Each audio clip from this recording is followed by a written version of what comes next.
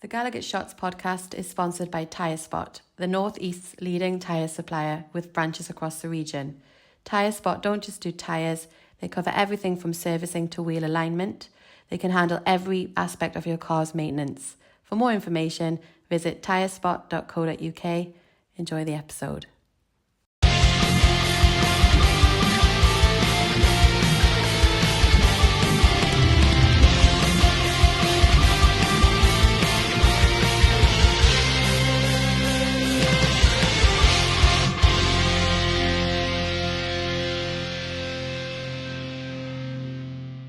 Hi everybody, welcome back to the Gallowgate Shots YouTube and podcast channel.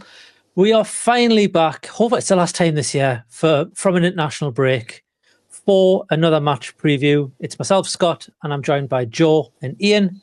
Boys, because we've been waiting, and I feel like I've said this about 4 times already this season because there's so many international breaks, but because we've been waiting, Too many. Just jumped straight into it. Yep, this is the preview for the West Ham game. It's on Monday night under the lights, 8 o'clock at St James's. And if you haven't got a ticket, you didn't win the ballot, or you don't have a season ticket, it is live on Sky. We got it right this time. So all using the comments who said we can't do a basic research, there you go. It's on telly. It's on Sky. Watch it go and be on BT or something now, and it's not even on Sky. But anyway, West Ham not having a great season. 14th in the league on 12 points, 3 wins, 3 draws, and 5 defeats. Their wins have come against Palace, Ipswich, and Man U. So 3 relegation fighting sides there, especially that last one. But they have scored 13 goals. They've conceded 19. That puts them on a -6 goal difference. And as always, I've got a few commentator stats. Not many. There weren't many available, but I've got a couple for your enjoyment before we get started. So first of all, Newcastle are one of only 2 clubs yet to drop a point from a winning position in the Premier League this season. Liverpool are the other ones. In fact, the Magpies have won their past 10 league matches in which they have led. That's our longest run since 11 in a row from February to August 2006. So a long-standing record to match there. So there we have it. Newcastle have used fewer players than any other side in the Premier League this season. We've used 19. You wouldn't have thought it with all the injuries and that we've had, but I suppose we've been pretty consistent. Only Crystal Palace have had fewer players score than ourselves. That's 4 for Palace and 5 for us.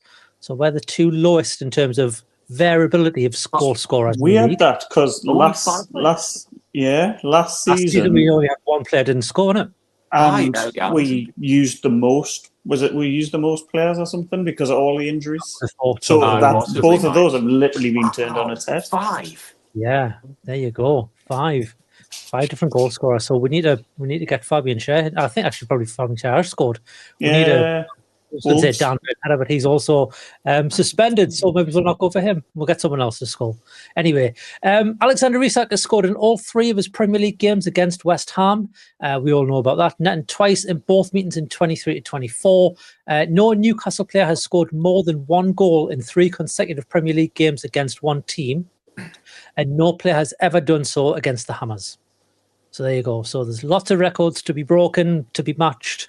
And some interesting things. So let's jump into it. Joe, mate, talk a little bit about West Ham. They're not the team they were, I think, I don't want to say last season because they did okay last season, but they seem to be a bit of a bogey side.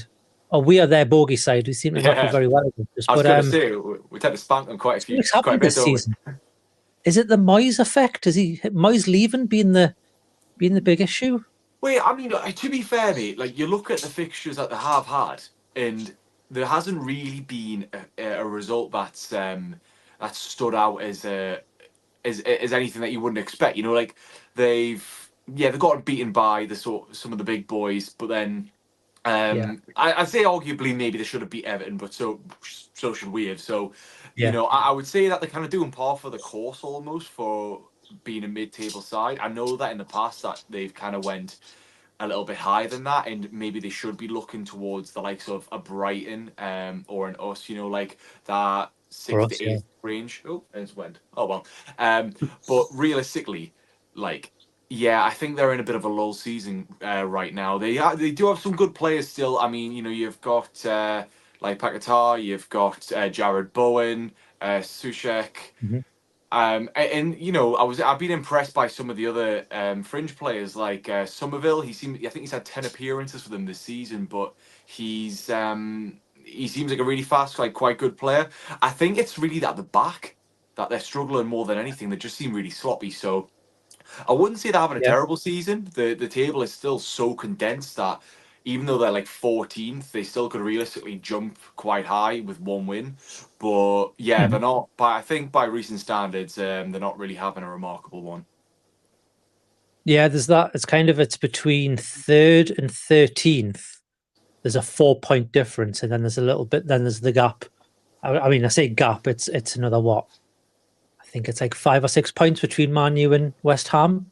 So there's a gap between those two, and then there's obviously the cluster that we're involved in, where it's a single win can put you as high as 3rd and can take you as low as 13th. It's a bit crazy at the minute. This season. Yeah, it's an odd one. I don't know whether that shows sort of whether the Premier League itself is starting to even out a little bit, minus the top 3. But yeah, it is an odd one. Like I was very sort of downbeaten sort of the last month. I thought we could get completely cut adrift.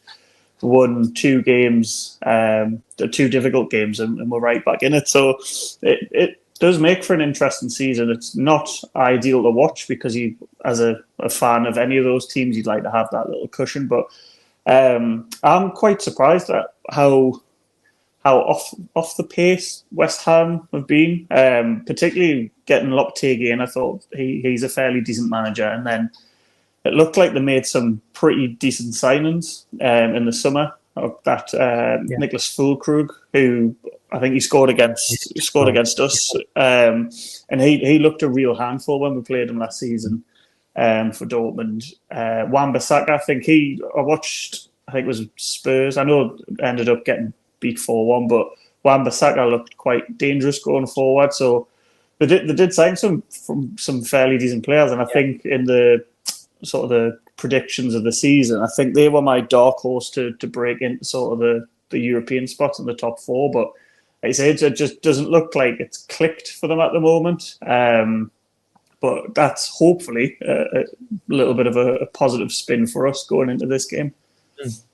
Yeah, it's a weird one. So the one, the Conference League, was it 2 seasons ago now? Season that we qualified, wasn't it, for the Champions League?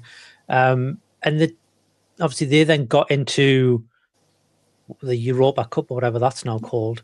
Europa League. I think that had a hindrance on them for last season a little bit. I think it affected them, and I think because of that, I don't think they've really recovered. They haven't. You say they've made a couple of good signings, but I don't think they've. The team is very much the same team we played last season, Joe. It's not. Oh, is he Joe's frozen? No, he hasn't frozen. There he is. It's not exactly a huge step up, but then again, you look at our team, and there isn't many new players in that side either, compared to what West Ham, what West Ham played last season. So I think we're 2 teams kind of stuck in a bit of limbo where we want to aim higher. We've got more ambition, but maybe PSR and other things are holding us back. I don't know what West Ham's financials are like, but could be as well that with the new manager, obviously he's inherited a squad that played a particular way, and it might not just the players that he has at his disposal might not be fit for purpose for his game plan. I don't necessarily watch West Ham sort of week in, week out, so it's hard to give like an in-depth analysis, but that's from an outsider's point of view. That looks like what it could potentially be. Yeah. I was looking at some of their past results and the team lineups that they had, and they weren't entirely consistent. They've between games they've chopped and changed. They've sometimes just had like one defensive midfielder and like played like a 4-1-4-1. Sometimes they've played like a 4-2-3-1. I think against Everton they had 3 at the back. I appreciate that they've had like a couple of injuries and a suspension here and there, so that might be why. But just looking at those lineups as they are, they're still trying to figure it out. I think for the most part they still have an Antonio up front, which on the day he can be a good player, but realistically I think they need to be moving on from the likes of him. what we're saying that he's probably going to score against us now, but yeah, he's a funny one, is Mikel Antonio. You expect him to be like a high scorer season in, season out, but whenever I've seen him, he just doesn't seem to do much on the pitch. He must be one of those who very quiet game and then can just impact whenever he wants to. But almost like Wilson. I know they did the podcast together, but it's a very similar style. I think Callum Wilson's got that more of a striker's instinct than what Mikel Antonio does. I think, I'm sure West Ham will correct me if I'm wrong here, but I feel like they still very much use Antonio as a man to get between the lines and do a lot of running.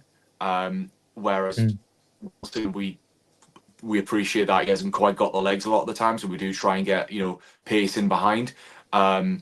Just whenever I've watched them in the last couple of seasons against us, they do try and ping in like long balls into Antonio and try and get him to latch on. So yeah, I know he's a big physical presence, but he hasn't got the clinical nature that the likes of Wilson has. Speaking of Wilson, I've been reading that he might be nearing a return to the bench for the 20,000th time this season. So who knows? I mean, he loves playing against them, so I would be nice to see, because as much as I've loved having a big Asula come off for 30 seconds, realistically, having that person, breathing down Isak's neck for competition is always going to be a good thing. And we know just how much Callum Wilson loves scoring against West Ham. I believe, I actually read this before, and I might be wrong, I think he scored something daft, like 14 in 12 or 12 and 14 against them. It's almost like it's like round about a 1-to-1 ratio. It's ridiculous. Yeah, I mean, Isak likes the goal against West Ham as well, as we talked a little bit about earlier, Ian. But yeah, Wilson and Trippier are potentials to return for West Ham. I know Wilson, I think they've always penciled in the West Ham game since his second injury. That wasn't an injury, but it was a bit of tightness or whatever it was. Like that was that one. And then Trippier, I think they've targeted West Ham as well. So, given the fact that those two are due back in, it's been a bit of an international break, or might see them get a little bit of a run out, depending on what the score is. Potentially, yeah. And it's as much as sort of Trippier has come under a lot of, I wouldn't say criticism, but I'd say more questioning whether he's sort of at the latter stages of his career. Obviously, he went through that stage back end of last year where he was at fault for a few goals, and there's obviously those rumours of what's going on off the pitch. But you would still say that he's a professional footballer, and he still holds himself quite well, and he's still, although he's not physically the captain, he's still sort of can play a captain's role whenever he's in and around the squad. So, like you say, it just bolsters the options that you have to come off the bench. Like I say, I agree with Joe. I think Asula, he's found it a little bit difficult because he's not getting the opportunity, and then when he's getting the opportunity, the players aren't quite reading his game yet. But yeah, Callum Wilson, providing he stayed fit, he's a tremendous striker. He's a great goal scorer. Like you said, he has that instinct of knowing where to be and how to put the ball away. So does bolster the squad, but it's better than having like 4 goalkeepers on the bench, what we had last season. So like you say, I think there is a progression, obviously, from, I think I was reading from the last 2 seasons were quite similar in terms of points. So I think the season we finished 4th, I think we'll have the same amount of points after, I think we've played 11 games. Last season, I think we had 20 after 11. So we are showing a little bit of consistency, but now getting those players back, you would hope that there's then a little bit sort of more in the arsenal, that if you're struggling to break teams down or it's 1-1, you're looking for that goal, you have the options. Yeah, absolutely. I think another thing, Joe, we've got to maybe talk about, obviously you mentioned West Ham having a few suspensions. I think they had 3 red cards since September. I saw one was in the League Cup, but it still goes to the league for your suspension because I think they got knocked out against Liverpool, if I remember rightly. 5-1, but big defeat, if I remember. But yeah, we've got our own suspension this week. Dan Burn picked up not a second yellow. He picked up 10 yellows? 5 at this stage. 5 yellows, man. He's been a little ratch, hasn't he, since August? So what do we do? Do you go 3 at the back? Does Lloyd Kelly come in just as a like-for-like replacement?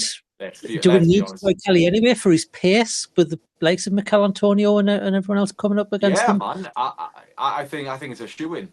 Kelly in for Burn. He did really well against it was Chelsea in the Cup, wasn't it? Not long ago. Had a great game against them. It was like, let's just get Kelly in. Everyone was like, let's just bring him in. He's got pace. He's class. You know, I think, again, a bit like shifted Dan Burn at left back when he played there against Bournemouth, Kelly, that is. People looked at him and went, it's probably not really going to work out. He doesn't seem like, you know, that player at left back. But at centre back, he looked very natural. And he looks, again, a very accomplished, you know, player there. And, I mean, obviously, he's played with Eddie Howe knows him. He's like, what, 25? So he's got the legs. I think it's a bit of a, like I say, a shoe-in. And I think that's, you know, he doesn't need to upset the apple cart. He doesn't need to, like, rock the boat with this. Just... bring Kelly in, and then we'll go. Like you say, it'll be good for pace. It'll probably give Cher a little bit more freedom to go on his little, you know, Hobbit adventures off to the final third, and prevent, you know, potential counter attack. Because we're expecting a good amount of the ball, right? And with that, we have been a little bit susceptible to the counter attack, especially when you've got Lewis Hall and Tino doing their thing as well. But with Kelly at the back and with, you know, a bit more pace, I do feel a little more comfortable doing that. So yeah, I think that's all we need to do. It shouldn't be. I think like I say, he's done well when he came in. I can't remember who was he partnering against Chelsea in the Cup. Was it Cher or was it Burn? No, I think it was Cher. Yeah, because I just remember the defense obviously looked really solid that game. It was because then Dan Burn came on, because I think we went 5 at the back at that point. Quite possibly. So I think it was, yeah. Yeah, I mean, look, regardless, he looked good. I think he deserves a chance to get himself into the team there. And personally, from what I've seen, I've got no issues with him starting at centre-back. Yep. Obviously, we have just come off an international break. The boys have been on the boys who didn't go on the international break have been on their stag do in Ridia, Iain. That's a throwback on Monday night's Always Smiling Faces. If you haven't watched it, go back to that one. But, you know, the fact that the game's on the Monday night probably does us a little bit of favour, because I think Isak was only playing last night for Sweden, and we'll record this on the Wednesday, so on the Tuesday night he was playing, so gives him a bit of time to recover. We've had Miggy Almiron was out playing last night. He scored as well. Not that Miggy Almiron would be expected to maybe start in this game, but also, you know, you've got the likes of Bruno's been away, Dubravka's been away, you've got Hall and Tino and Gordon have all been away with England, so getting that extra day or two could really benefit us when it comes to the actual night, the Monday night fixture, which we're not used to. We don't normally get that sort of thing. No, and it's nice to see them come through without any injuries as well, because as much as you're pleased for them that they're representing their countries, particularly the lads that represented England, you've always got that kind of feeling whether they're going to come through unscathed. But yeah, gives us an extra day to prepare, really. Obviously, the likes of Bruno, Miggy, who are coming from South America, it just gives them an extra day of recovery. Obviously, I don't know if Paqueta was involved with Brazil or not, but obviously the same for West Ham. But just an extra day to prepare. It hopefully benefits us. Not Monday night, but nighttime games at St James's, I feel, are always a little bit special. The atmosphere is usually a little bit better. So hopefully all that plays in favour for us, because we've came through a spell where admittedly we had Chelsea twice in 1 week, Arsenal and then Forest. And I was looking at that run of fixtures thinking there's going to be literally 0 points on the board. Granted, the Chelsea game was the cup, but you now look at the fixtures ahead and you've got, I think, the next 2 games is West Ham and Palace. And you're thinking, those are games that you should be getting points out of, particularly this season when you see how much those teams have struggled. So, Monday night, hopefully it all goes in our favour and we can just continue the form that we've had. Yeah, let's hope it doesn't repeat last season with the 4-3, leaving it to the I mean, I'd still take that. It's still a win. Yeah. But I'd rather a much comfortable comfortable performance. I mean, the way Of Harvey course. Barnes has been playing this season, I wouldn't put it past him to repeat his heroics. Oh, we need other goal scorers, George. You not listen to the commentator stats. we Do need we more. need now? We need a We just need variation. Harvey Barnes, man. That's all we need. We do, yeah. We He's just banging need it one. Who out. are the? Is it 4 or 5 goal scorers? It'll be Isak, It was. Isak, Barnes, Shea, Willock. Joe Is Linton. it just Premier League, by the way? Or is Yeah. it all? We got 5. Yeah, sorry, 5 goal scorers. So Willock wouldn't count because he scored in the cup. Yeah, Correct. Aye, Joe Linton's one. Aye, Joe so Linton. Isak, Barnes, Joe Linton. Has Gordon scored any? Gordon, and Shea And has Shea Has scored? Wolves not scored? against Wolves. Oh, Murphy scored. I did score against Wolves. Or did that not go down as no goal? Oh, Joe's frozen in time. Anyway, it doesn't I matter. don't know. No, I'm not frozen entirely. I'm frozen in thoughts. I can't really think about who. If Shea got given that goal, then obviously it's Shea. It'd be Obviously. 6. Yeah. No, I think he's one of the 5. Yeah. Yeah, let us know in the comments below. We haven't done our research, so you can do it for us.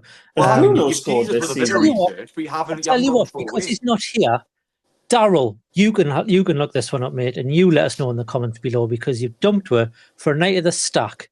Absolute shocking behaviour from Daryl. I want to go to a fan event. Who would have thought on a week or 2 weeks when there's been so much going on with referees that ref watch extraordinaire would just Is it a coincidence? Is it a coincidence? I don't know. I think there's something afoot here. Like I'm not sure what I was going to say because it's incriminating, but no. I'll leave that one. But yes, luckily though, he did record a ref watch for just before he left, just before he went off. He obviously did because he's got his lovely winter jumper on, ready for the stack. Because I'm assuming it's probably cold in there if those patio heaters on. Baltic. Is it Baltic? I didn't go in. I was back last week, and I didn't. I walked past it, but I didn't go in. I wasn't. I was in on Saturday with Joey and Sophie. It was class. No, just the invite. Anyways, over you, Daryl. Over to Daryl for this week's Ref Watch. Hi everybody, and welcome back to Ref Watch. This time for Newcastle versus West Ham on Monday night. Referee for this one will be Craig Pawson. It's a third outing for the South Yorkshire-based official after games against Southampton on the opening day, which we won 1-0, and the 0-0 draw down at Everton in October. Newcastle United are unbeaten in the previous 4 games with Mr. Pawson in charge. That's 3 wins, and then obviously the last one at Everton was the 0-0 draw. Stats for Mr. Pawson for this season: we have 6 games refereed in the Premier League, 28 yellow cards distributed, and 1 red, which again remains that only one that he dished out to Joe Linton in the game against Southampton on the opening day. VAR for this one will be Chris Kavanagh, a name we're quite familiar with this season. He has been the referee himself in games versus Wolves and Chelsea. Again, 2 victories for Newcastle United in those games. That's the Chelsea game in the AFL Cup, of course. And another interesting stat that we've been able to pull up on this one is actually he's got quite a common partnership with Craig Pawson in games with NUFC this season. So every game that Craig Pawson has refereed with NUFC involved has been managed on VAR by Chris Kavanagh. So again, this is going to be the 3rd time this season that this pairing of the referee and VAR official have been involved with Newcastle United games. So again, that's including the games at Southampton that we won 1-0 at St James's on the opening day, and the 0-0 draw away at Everton. I'll finish off with a quick prediction for the lads here, and I think we'll win 2-0 on Monday night against West Ham. Howay the Lads. There you go. Beautiful. Predictions and everything. I mean, I love Daryl. I love him a bit too, but he needs to get his act together because Joe Linton wasn't the person that was sent off. It was Fabian Schär for his alleged headbutt. Joe Linton scored. So Daryl, when you watch this, I'm sure that's 3 blunders in a row. Next time he's got to do a forfeit because people pay what Daryl's forfeit should be. People pay their good money to watch Ref Watch, and he's knocked it up again. Yeah, shoddy behaviour. You wouldn't get that anywhere else. Yeah. So let us know in the comments below what you think Daryl's forfeit should be. Ian's going to buy him a Sunderland top. Most You'll wear like that. comment will win. Yeah, most like comment will win. Yeah, any engagement is good engagement. But there you go. But no, that was worth Sacrificing Darryl for the greater good. Yeah, Pawson and Kavanagh sounds like a detective duo, doesn't it? Anyway. Or a packet of tabs. Or packet of tabs, yeah. Anyway, let's move on. Since Darryl gave us his prediction, we'll move on to our predictions as well. Joe, mate, what are you going for in this one? I'm in agreement with Darryl. I think we're going to win 2-0. I've looked at, I suppose, I mentioned West Ham's defence. They just seem a little bit all over the shop. They're conceding space in the sort of 6 to 12 yard box where I'm just seeing an informed Isak ready to bounce. And they just seem like susceptible to letting balls come in from the wings. Again, we're doing that quite a lot with with Gordon and bloody Willock, Joelinton, take your pick. But I think we're gonna exploit a lot of space in that. And I think we're gonna come out. I think it'll be tough. Don't get me wrong, it will be a tough game because they are a good side. Like, I don't think they're gonna roll over or anything. But I just think 8 o'clock on a Monday night at home, we're absolutely at home, and I'm feeling pretty good for this one. So 2-0, and I'll say Isak and Gordon. Well, that's very, very generic goal scorers, but I think it will be a very nice little round off. Get them on the score sheet. So there you go. There we go. Ian, what are you going for, mate? Well, I was also going to go 2-0, but just for variety. See, it's always difficult coming back from international break. We've been in quite good form, so we had that bit more momentum, which is great to carry into the international break. Coming out the other side of it, though, you never know if you can kickstart it and carry on. That being said, I feel West Ham will probably sit back quite a bit, try and hit one the counter, and notoriously we do struggle a little bit with that. So I still think we'll win. I am feeling a lot more confident than I have in previous match previews. I'm going to go 2-1. No idea who's going to score first, but just for the crack to give with different goal scorers, I'm going to go with Lloyd Kelly, and Nick Pope will score from a goal kick. Solid. Wow. I hope it's windy on Monday night. Check the forecast. Yeah. Oh, it is windy. Tim Howard. But let's hope Bruno can win the time cost for a change, and also we can kick it more and make it even easier. If he scores a nice little Travella though, like he tried against was it Forest? Forest, yeah. If he does that, then he can lose every coin toss from now until the end of the season. I don't think the Gallowgate end would appreciate you for that, mate, but no. I'm going to go. I think we'll win this one quite comfortably. I think our form will just continue on. I think our informed players are still playing in form for their country. Good point. You just got to look at Hall, Livermore, Gordon. Even, I was going to say Miggy Almiron has been in form for us, but he got a goal the other day. Tonali, I think, got a Team of the Week card in FIFA this week. He's been doing that well for Italy. So there's been, the players who have, Andy Sack, the players that have been away have kept their consistency. And I think the players that have, been on the stag do in Rydia probably have all bonded and just got a bit extra training under the belt. So I think it'll be only good for the team. So I'm going to go for a 3-0 win. And I think it'll be very comfortable. I think we'll go 2-0 up in the first half, and then we'll get a late one in the second half.